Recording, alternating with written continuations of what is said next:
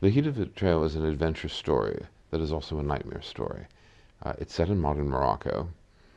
It's a classic setup. It's a couple. He's a much older artist. She is a woman in her early 40s. She was his accountant, still is actually.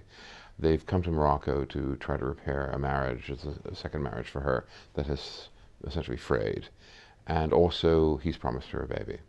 They're Americans from a provincial city, Buffalo, in upstate New York. It's her first time in North Africa. He lived there. He taught there right after university.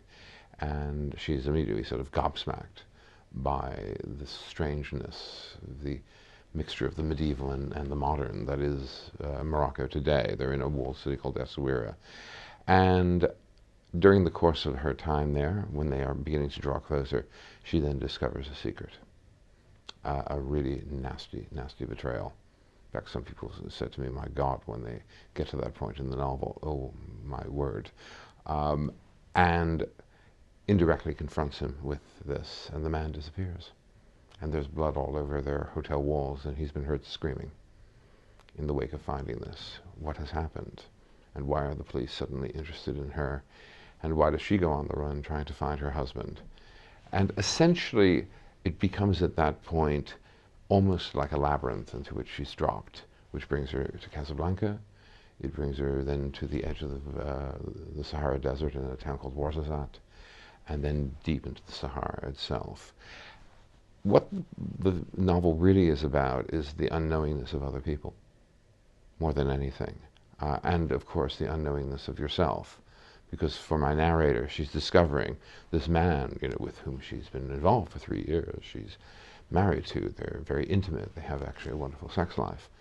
That's the glue that's been holding them together. She's always known he, had a side that was somewhat flaky.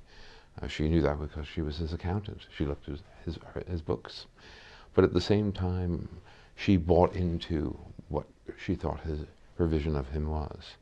But there was a completely other side. And a secret past, a secret history, with some sinister overtones. And as basically she begins to follow Paul, but not catch up with him, her own sense of guilt is rising as well, and anxiety. And in a way, she begins to sort of avoid all the obvious signs that it's the moment to stop.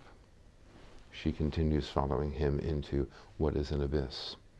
So I think I've written an adventure story with a very modern edge. It's very Hitchcockian, I've been told. It certainly will keep you up reading until 3 or 4 in the morning. And more than anything, it also, basically begs the question, can you ever really know somebody else? Can you actually ever know yourself? Because, of course, what Robin discovers as the journey becomes absolutely vertiginous, and I'm not going to explain why, she learns a great deal about what she is capable of and what she needs in order to survive.